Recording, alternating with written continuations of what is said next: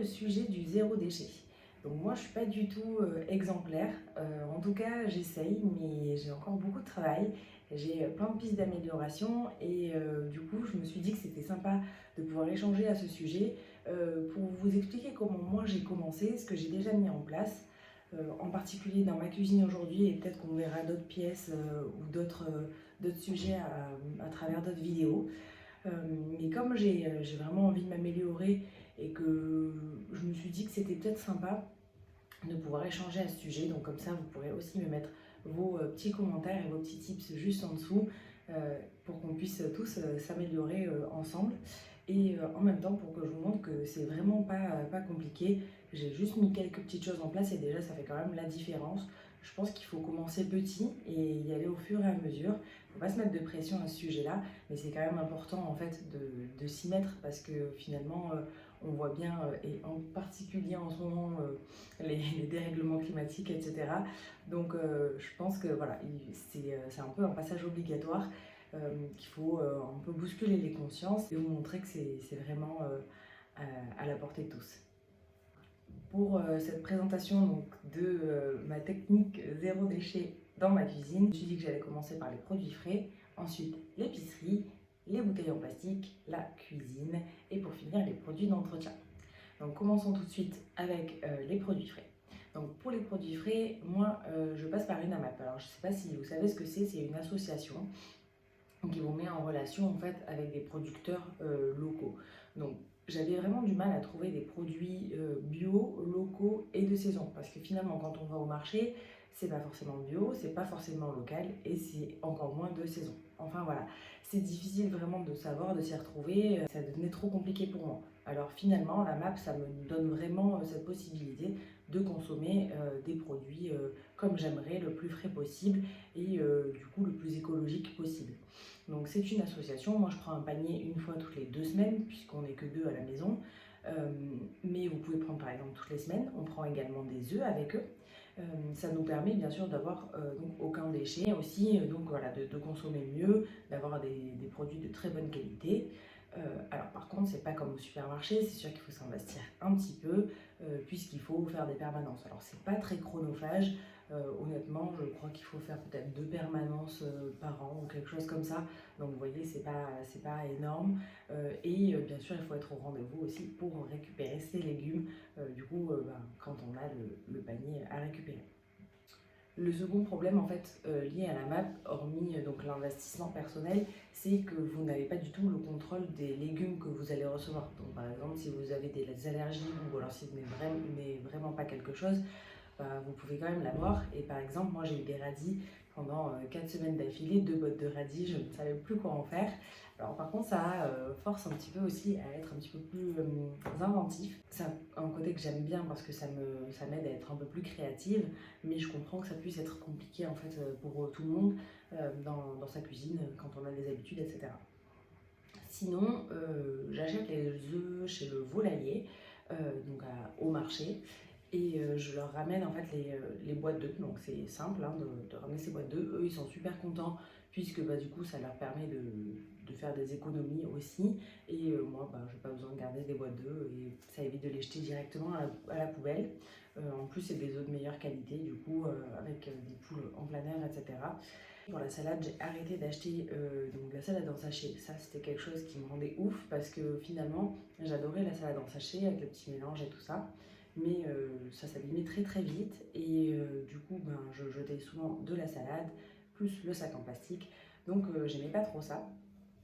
Mais du coup, j'achète maintenant la salade en fait complète, je la nettoie quand je la reçois, je la mets dans un tupperware avec des feuilles de sopalin. Alors le sopalin, ce n'est pas zéro déchet, je vous l'accorde, mais pour l'instant je n'ai pas trouvé d'autres moyens. Donc je mets ma salade dans mon tupperware avec les feuilles et en fait je peux la garder hyper longtemps, je la garde plus d'une semaine et elle bouge pas et ça c'est génial. Vraiment cette découverte, ça a un peu révolutionné mon quotidien.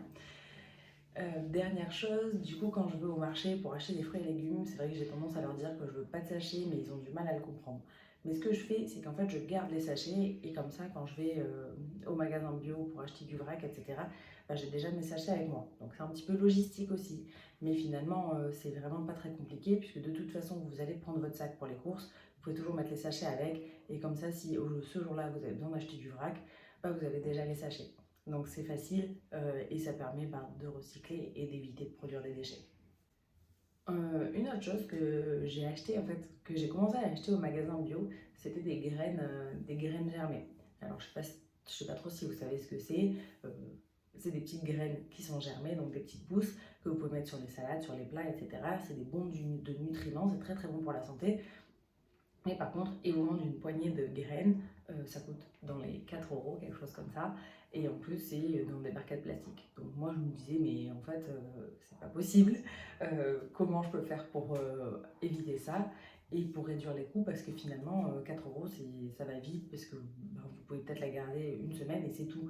Donc 4 euros par semaine, ça fait quand même un petit budget dans l'alimentation. Et au final, j'ai acheté un germoir. Donc le germoir, ça ressemble à ça.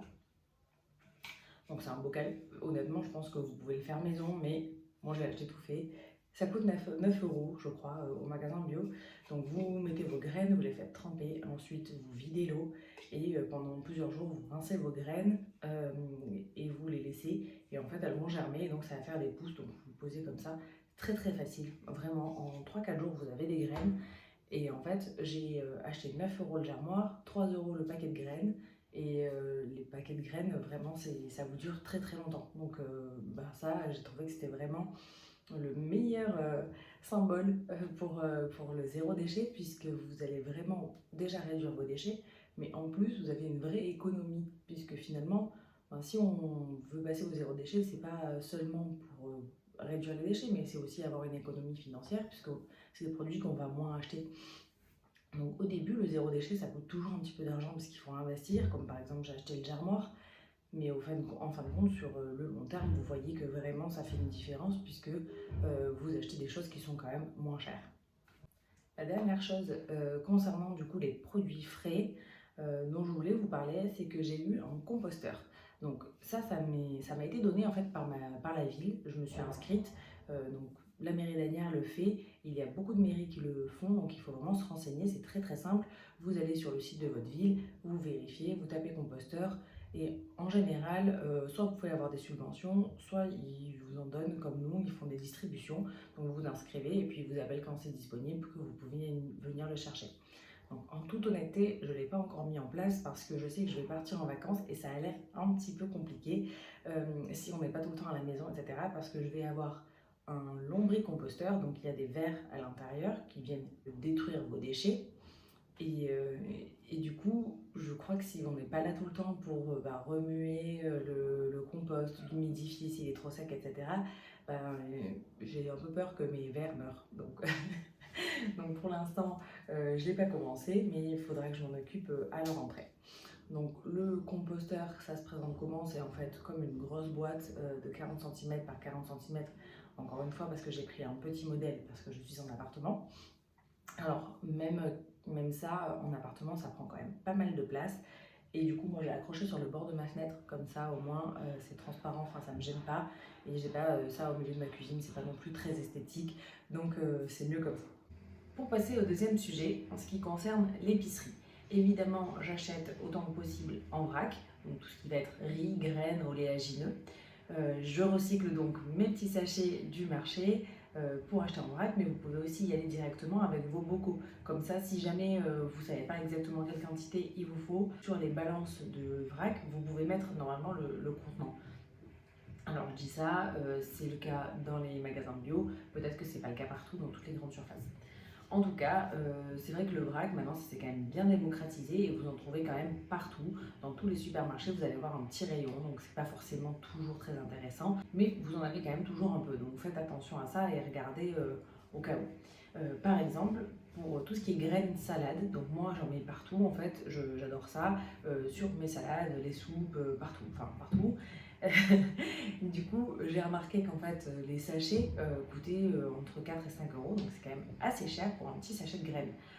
En fait, quand vous allez l'acheter en vrac, moi par exemple, je fais mes propres mélanges. Donc, je vais là, ici, j'ai des graines de tournesol, courge, lin et sésame. Honnêtement, pour un gros pot comme ça, je pense que j'en ai eu autour de 2 euros. Et vous voyez qu'il y a quand même de la quantité. Donc, vraiment, le tournesol, en fait, au poids, ça coûte pas cher du tout.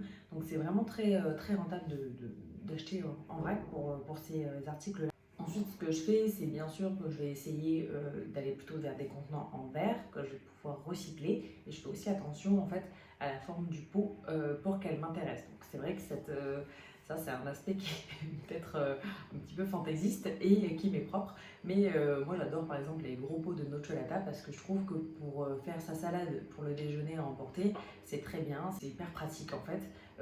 Pareil pour la purée d'amandes, donc de chez Damiano, j'achète du gros pot. Donc ça pousse un petit peu à la consommation parce que forcément quand vous en avez beaucoup, vous allez peut-être en manger plus. Mais le poids au kilo est quand même beaucoup plus intéressant et en plus de ça, après j'ai pas besoin d'acheter 1000 bocaux ou tupperware parce qu'il y a clairement il y a un vrai marché, c'est un peu la tendance en ce moment de mettre des bocaux partout, etc. Donc on va vous les vendre à 15 € l'unité, c'est no way, c'est pas possible, 15 € en bocal. Enfin en fait, juste acheter quelque chose avec à l'intérieur, un bocal plein, et ce sera beaucoup plus rentable. Donc pour tout ce qui concerne mes bocaux, donc moi, vous voyez, j'ai tout ça derrière moi. Je vais changer de place pour pour mettre un petit peu donc une étagère derrière et les voir un petit peu plus, avoir une meilleure rotation parce que ça, je pense que c'est important. Sinon, quand c'est un placard, on ne voit rien et du coup, on a tendance à toujours manger les mêmes choses. Évidemment, j'ai aussi arrêté donc tout ce qui va être suremballé. C'est-à-dire que par exemple les madeleines, vous avez le gros sachet, mais vous avez aussi les sachets individuels à l'intérieur. Les chocobons, bon ok, là je vous donne que des exemples hyper futiles et clairement c'est mieux que je n'en mange pas pour aussi d'autres raisons. Mais en fait quand je vois ça, je me dis mais ça fait tellement d'emballage pour ces petites choses. En fait faites aussi attention à ça parce que là ça va vraiment vous permettre de réduire énormément. Parce que finalement, alors moi je vais pas pâtisser, je vais pas vous vendre, ok faites des madeleines chez vous, c'est vachement meilleur. Oui, c'est vrai, mais bon, il faut les faire et après il faut les conserver, c'est pas forcément évident, ça veut dire que bon, c'est un petit peu compliqué. Mais en attendant, vous trouvez quand même des compromis, par exemple pour acheter des gâteaux sur lesquels il y aura beaucoup moins d'emballage ou alors acheter des M&M's à la place des chocobons. Voilà. Donc passons directement au troisième sujet.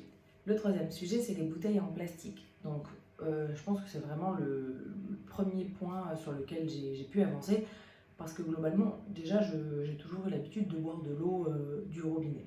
Là-dessus, j'ai vraiment une très grosse marge d'amélioration parce que je ne bois pas d'eau filtrée, je ne la filtre pas et ça, j'aimerais le faire, mais pour l'instant, j'ai pas fait de benchmark. Donc quand je disais au début de la vidéo que ce serait bien de pouvoir échanger nos idées, là par exemple j'ai besoin de vous parce que clairement je ne sais pas en fait quels seraient les meilleurs filtres, qu'est-ce qui procure de la meilleure eau, mais je pense que c'est pas très bon de boire de l'eau du robinet tout le temps puisque elle va quand même être chargée en chlore et il peut y avoir d'autres traces de pesticides ou de produits chimiques, donc bon, c'est pas ce qu'il faut, c'est pas le meilleur en tout cas pour le corps, mais je peux faire mieux, mais pour l'instant je n'ai pas avancé là-dessus. Hormis l'eau, il y a également les jus, donc déjà j'en bois pas énormément, mon copain me disait ça, donc c'est vrai qu'on avait tendance quand même à en acheter de temps en temps, mais j'ai eu un extracteur de jus pour mon anniversaire et ça fait quand même la différence. Vous pouvez aussi rajouter faire des jus de légumes et ça, ça vous permet vraiment de réduire quand même l'indice glycémique. Donc c'est hyper intéressant. Moi j'adore faire ça. Plein de vitamines, plein de minéraux avec des bons fruits et des bons légumes. C'est top. Donc vraiment meilleur cadeau. Et puis du coup, j'ai acheté en fait une bouteille de jus que je trouvais jolie en verre, que j'ai conservée. Et maintenant je la recycle du coup pour faire mes jus. Donc par contre, pour garder les vitamines, il ne faut pas la garder plus de 24 heures au frigo parce que sinon les vitamines en tout cas se perdent. Vous gardez toujours les minéraux, mais voilà, c'est vrai que c'est pas du jus industriel, il n'y a pas de conservateur à l'intérieur, donc ce n'est pas à garder. Mais quand même, vous pouvez en faire pour 2 jours et c'est sympa. Et donc, on arrive sur le quatrième sujet, le sujet sensible. Évidemment, pour réduire vos déchets, il vous faudra cuisiner. Et ça, je sais que tout le monde n'aime pas cuisiner ou n'a pas forcément le temps, que c'est une organisation.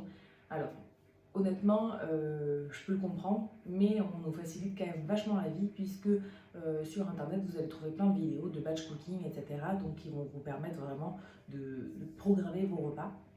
Moi je suis pas très bonne pour faire ça. Une chose par contre que je fais, c'est que quand je reçois mes légumes de la MAP, je les prépare tout de suite. C'est-à-dire je les nettoie, déjà il y a de la terre, il y a des petites bêtes, donc je les nettoie tout de suite et je les prépare. Donc comme je le disais tout à l'heure pour ma salade, je vais tout de suite la nettoyer, hop, la mettre dans mon tupperware avec mes feuilles de sopalin et ça c'est fait. Pour les carottes, j'ai vu une technique que je n'ai pas encore essayée, c'est que vous pouvez en fait simplement les préparer et les mettre dans un bocal d'eau. Et en fait, apparemment, elles ne sèchent pas et elles ne se perdent pas comme ça. Donc voilà, c'est des petites choses à faire. Ensuite, je vais commencer par exemple à manger les légumes d'abord crus. Et ensuite, s'ils commencent à s'abîmer, etc., je vais les cuire. Et dans ce cas-là, une fois qu'ils seront cuits, soit je peux les congeler, soit je les mange. Et au moins, ça évite vraiment de faire des déchets. Et pareil, en fait, pour tout ce qui est fan de radis, de carottes, feuilles de chou-fleur, etc., ça, je les cuisine en fait. Je ne les jette pas, ça réduit déjà pas mal donc mes déchets alimentaires. Et en fait, avec les fans de carottes ou de radis, vous pouvez faire un pesto, vous pouvez faire des petits gazpacho, enfin, il y a plein de choses à faire. Dans la soupe, moi, honnêtement, dans la soupe, je mets tout de suite les feuilles, ça fait un petit peu plus de volume, ça me permet de ne pas les jeter, et en plus, c'est vraiment bon pour la santé, en fait. Enfin, on a dans l'idée que ça ne se consomme pas, mais bien sûr, vous n'allez peut-être pas manger une feuille de chou-fleur comme ça, mais vous pouvez en garder. Et puis, de toute façon, vous l'avez remarqué, quand on achète des produits déjà cuisinés, ils sont souvent sous une barquette avec du carton autour. Il y a des petits coussinets absorbants, ce genre de trucs à l'intérieur, donc forcément ça va produire pas mal de déchets, des déchets divers. Donc vous allez avoir du plastique, du carton, du polystyrène, j'en sais rien, des trucs comme ça. Donc autant en fait cuisiner. Moi par exemple à la maison, j'essaye de réduire au maximum les produits déjà tout prêts. Comme ça déjà, ça m'oblige à cuisiner. Et à la fin, je n'ai pas de solution rapide pour manger et faire des déchets. Donc, je ne dis pas que j'ai rien du tout. Par exemple, je vais acheter des légumes, quand même des poêlés de légumes, etc., qui sont dans du plastique que je garde au congélateur. Je trouve que ça fait toujours moins de plastique que d'acheter des plats tout prêts complètement. Et c'est surtout meilleur pour la santé puisque de toute façon, dans les plats préparés, vous allez avoir plein d'additifs, du sel, du sucre caché parfois. Donc il faut vraiment faire attention à ça.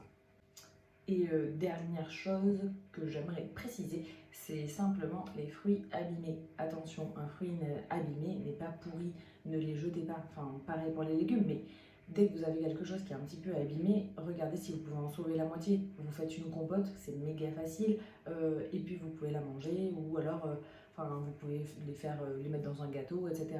C'est vraiment, il y a des solutions en fait pour ne pas jeter immédiatement. Parce que évidemment, quand on parle de réduire ses déchets, on ne parle pas de recyclage, mais on parle vraiment de réduction. C'est-à-dire que si vous n'avez pas de déchets, vous n'avez pas besoin de les recycler. Et donc, dans ce cas-là, on va quand même sauver pas mal d'énergie parce que, en fait, le recyclage, c'est très bien et honnêtement, tant mieux si on peut recycler le maximum de choses. Mais par contre, ça va quand même générer une grosse demande d'énergie pour la collecte, le tri, après la transformation. Et ça, quand même, ça pollue en fait, de recycler aussi. Il ne faut quand même pas l'oublier. Donc vraiment, quand on dit réduire, c'est éviter d'en produire.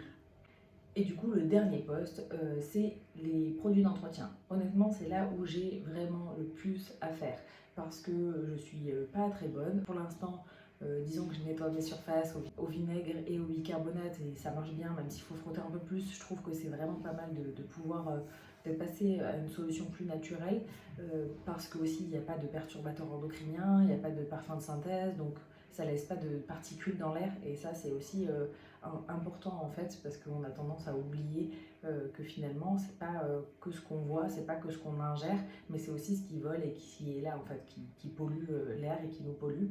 Alors par contre, comme je parlais, le sujet étant la réduction des déchets, je vais pas vous mentir, pour l'instant le vinaigre je l'achète en bouteille donc déjà c'est pas ouf, le bicarbonate je peux aussi faire mieux, mais bon c'est quand même déjà une solution un petit peu plus naturelle.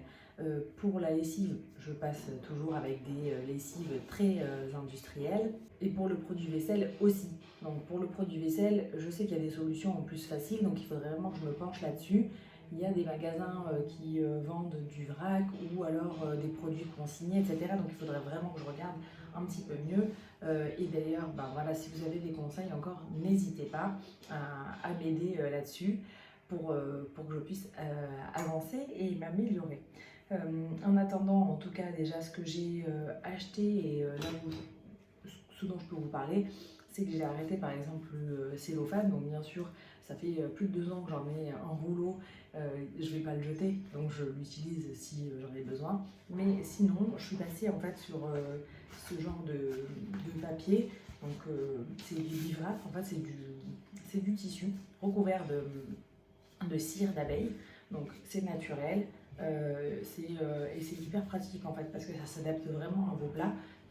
Il en existe sous forme de charlotte, il existe vraiment plein de modèles, des grands, des petits, etc. Donc vous pouvez également par exemple mettre votre fromage directement à l'intérieur et le refermer. Donc hyper pratique vraiment, ça c'est une petite découverte, j'aime beaucoup, donc je vous le recommande. Et j'ai également essayé ceci donc pour faire la vaisselle. Honnêtement, petit échec, hein, parce que en fait à part les assiettes, mais sinon j'ai un petit peu peur par exemple d'utiliser ça dans mes poêles parce que j'ai peur que ça raye. Je vais plutôt essayer des éponges lavables et on verra ce que ça donne. Donc voilà, comme vous pouvez le voir, pas de grosse amélioration en termes de produits d'entretien. En tout cas, j'ai encore pas mal de choses à apprendre et à faire. Il faut que je regarde un petit peu plus aussi les sites qui vendent en vrac, donc comme ce dont je parlais juste avant. Donc je sais qu'il y a l'Intendance par exemple sur lequel vous pouvez acheter des produits en fait, qui vont être dans des contenants en verre, ce genre de choses. Et quand vous les renvoyez, c'est des produits consignés. Donc au début peut-être ça va vous coûter un petit peu cher, mais après vous récupérez votre argent au fur et à mesure, donc c'est plutôt intéressant. Et il y a pas mal de magasins à Paris donc pour vendre du vrac, etc. Donc vous allez avoir vraiment tout, y compris des produits d'entretien, la lessive et tout ça. Je sais pas trop comment ça se passe, je sais pas trop s'il y a déjà les contenants sur place ou s'il faut venir avec ses propres contenants. Donc bon, je regarderai ça et si jamais j'ai d'autres pistes, je vous tiendrai au courant. Je pense que je ferai aussi une vidéo de ce style-là en fait au sujet de la salle de bain, que je filmerai probablement pas dans ma salle de bain puisqu'elle fait à peu près 2 mètres carrés. Mais en tout cas, comme ça, on reste dans l'esprit et puis on voit ensemble aussi comment on peut avancer, comment on peut consommer mieux et réduire nos déchets pour prendre soin de notre planète. Je vous remercie d'avoir regardé la vidéo jusqu'ici. N'oubliez pas de vous abonner si ce n'est pas fait et on se retrouve très vite pour d'autres vidéos.